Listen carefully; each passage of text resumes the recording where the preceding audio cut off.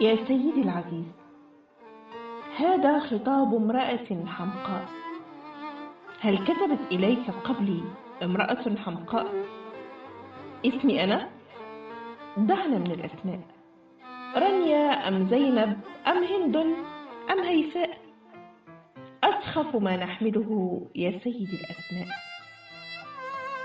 يا سيدي، أخاف أن أقول ما لدي من أشياء، أخاف لو فعلت أن تحترق السماء.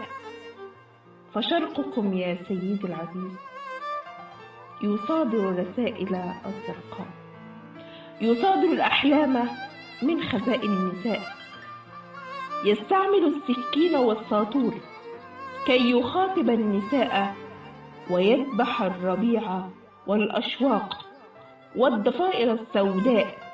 وشرقكم يا سيدي العزيز يصنع تاج الشرف الرفيع من جماجم النساء. لا تنتقدني، لا تنتقدني يا سيدي إن كان خطي سيئا، فإنني أكتب والسياف خلف بابي، وخارج الحجرة صوت الرياح والكلاب. يا سيدي، يا سيدي، عنترة العبسي خلف بابي يذبحني إذ رأى خطابي. يقطع رأسي لو رأى الشفاف من ثيابي، يقطع رأسي لو أنا عبرت عن عذابي.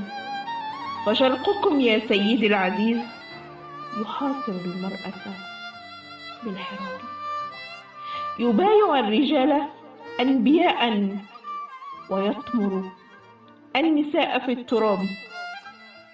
لا تنزعج يا سيدي العزيز من سطوري، لا تنزعج. إذ كسرت القمقم المسدود من عصور، إذ نزعت خاتم الرصاص عن ضميري، إذ أنا هربت من أقبية الحريم في القصور، إذ تمردت على موتي، على قبري، على جذوري والمصلخ الكبير. لا تنزعج يا سيدي، إذ أنا كشفت عن شعوري. فالرجل الشرقي لا يهتم بالشعر ولا الشعور. الرجل الشرقي لا يفهم المرأة إلا داخل السرير. معذرة يا سيدي، إذ تطاولت على مملكة الرجال. الأدب الكبير طبعا أدب الرجال، والحب كان دائما من حصة الرجال، والجنس كان دائما مخدرا يباع للرجال. خرافة حرية النساء في بلادنا فليس من حرية أخرى سوى حرية الرجال. يا سيدي، قل ما تريده عني، فلن أبالي. سطحية غبية مجنونة بلهاء، فلم أعد أبالي.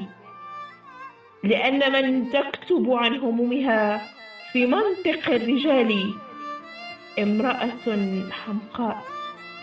ألم أقل في أول الخطاب أنني امرأة حمقاء؟